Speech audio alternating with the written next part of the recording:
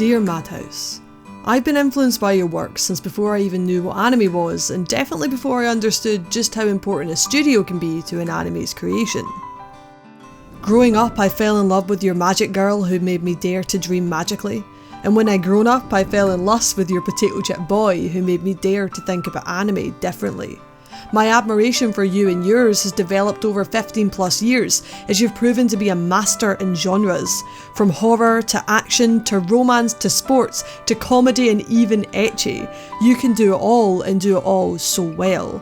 And so I mean no disrespect when I say this, no slight to the teams who have worked on all that I have mentioned and shown before, but it takes a special someone, a special studio, and a special team to be able to create an adventure as pure and as beautiful as a place further than the universe.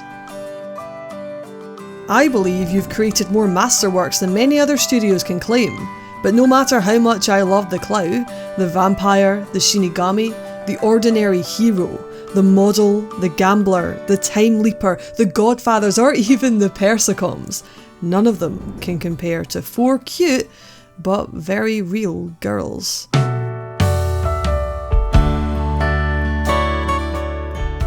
I started watching A Place Further Than the Universe with about as many expectations as the next person. I mean, we had nothing to base this off. No manga, no light novel, no real novel, and no movie. Just trust in a studio that had already given us so much. But really, I think all of our expectations were practically zero.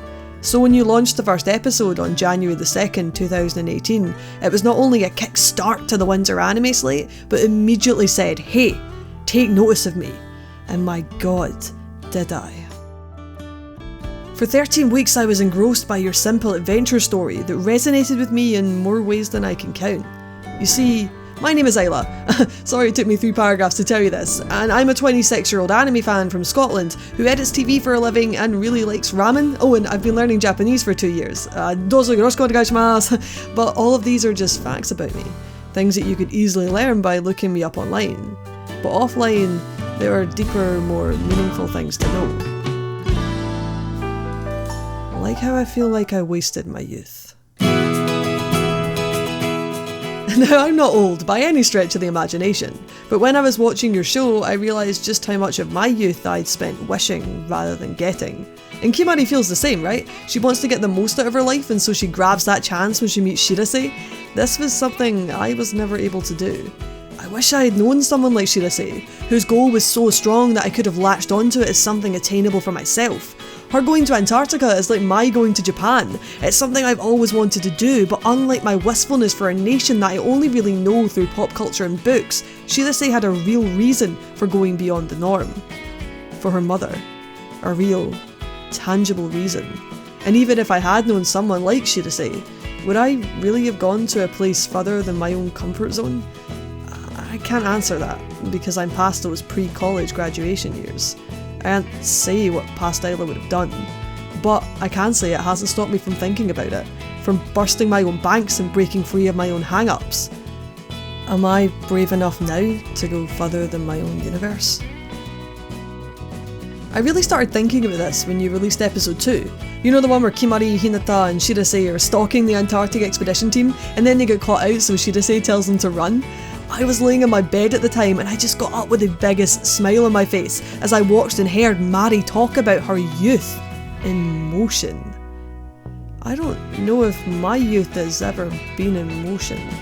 For all that I've done in my life, which is when I sit down and think about it, quite a lot, I still feel as if I never had an adventure of my own, which is why I feel this insane connection to each of these characters in my own way. An example of this is in episode 3 when we meet Yuzuki, who has lived her whole life as a child actress, and so as a result, doesn't have any friends. Now, I had friends, sure, plenty, but I was never really honest with any of them about who I really was. My friends grew out of cartoons and I never stopped loving them, but I had to stop talking about them. So when Yuzuki throughout the show questions what friendship is and what if she has with these girls is real, I felt myself resonate with this as someone who understands what friendship is now, as someone who can be 100% me in front of my friends. Now I get it, but I wish I had back then. The friendship that you developed between these girls wasn't born from tropes or supernatural causes or even plot purpose, but was created purely as an organic, realistic friendship, something that I have to commend writer Yuki Hanada on. I've always known that he could write characters, but my god did he outdo himself here. Sound Euphonium is by far one of my favourite animes of all time, and for a man almost hitting 50, he sure can write a brilliant story centred around young girls. And something that I love about him as a writer is his character development that he has perfected to a craft. Take Hinata. She's this funny yet mature, friendly yet closed off character, very much like myself. Now I'm not trying to say I'm funny here, Madhouse, okay? I mean, humour is subjective, right? But I love how this girl is so much more than what she appears to be on the surface. How Hanada takes her and shapes her. In episode 11, she confronts the things that have been holding her back this whole time, but she doesn't do it alone. She does it with her friends, which is amazing in itself, but this episode isn't only about Hinata. In fact, every single one of these episodes that you created doesn't fit into the typical mould. More often than not, we get an episode that focuses on one character and their development. But every girl in this anime shines in every single episode. The spotlight is shared amongst them, it even bathes the supporting cast in a glowing light, and there isn't one of them that feels like a pointless side character. They all feel important and integral to the story. Which brings me to our last girl, Shirase. Now I'm a pretty confident person in front of the camera. I have no issues speaking to people, so being shy like her is the last thing people would describe me as. But I do have her eccentricity and pure excitement for what she loves. The way that she feels about Antarctica and penguins is similar to my love for anime and nerd culture. However, it was her quest for her mother that really resonated with me. I lost my grandma when I was 16. I remember the day that she died and the days leading up to her death as clear as I remember my own name. Like Shirase's mother, she was taken from me too young. There was still so much more that I had to say to her and so much more left that we had to do together. I was this moody adolescent teenager when she passed, unappreciative, childish, still growing, still hiding, still years away from being the me that I am today, the me that I know would make her proud. A short while after she died, I walked to her house. This was my Antarctica. I walked for miles and miles to stand at her front door. It was bitter cold, both in the air around me and in the air around the place that I had once called home. It felt as barren as the Antarctic wasteland felt to Shirase. And while I never found a laptop or one last message, I found closure on her front doorsteps.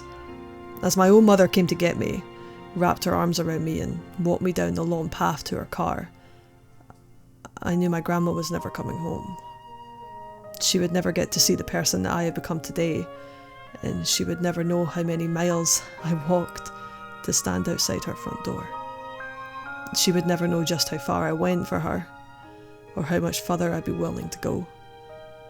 So when Mari, Yuzuki and Hinata are in that bunker, searching frantically for a memory for Shirase, when she finds the laptop and watches her mother's inbox fill up, I burst out crying, as I was struck by both the pure heartbreak of this moment, which sat so tangibly with my own 10-year-old heartache. Shirase's mother would never return. My grandma will never return. But life moves on. It's always in motion. Every second, every moment, every minute, it passes you by in a second, in a moment, in a minute. Experiences from the memorable to the immemorable, tangible to the intangible, across a timeline that is your life that plays out live as you breathe and keep on living until there is nothing left of you but ash and dirt. So what if my youth was never in motion? So what if I'll never go further than my own comfort zone? And so what if I never go to a place further than the universe? Because I am who I am.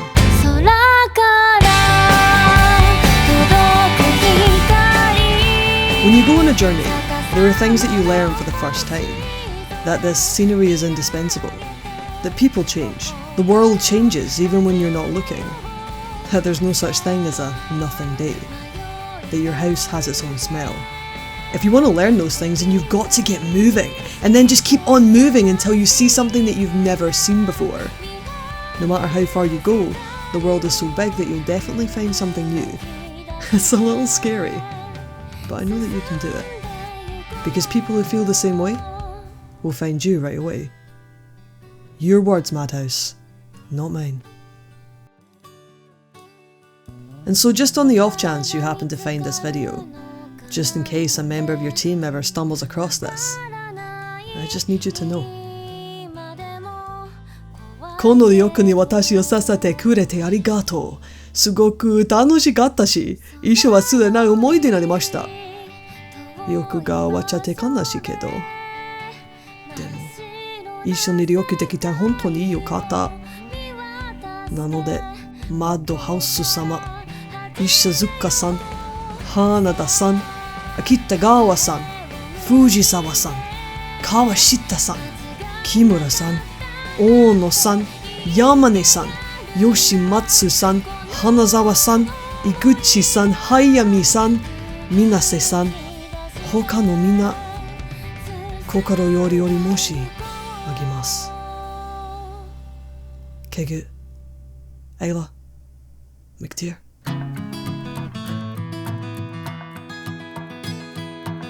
そっと記した夢、言い訳ばかりしてほったらかしにしていた。変わるのが怖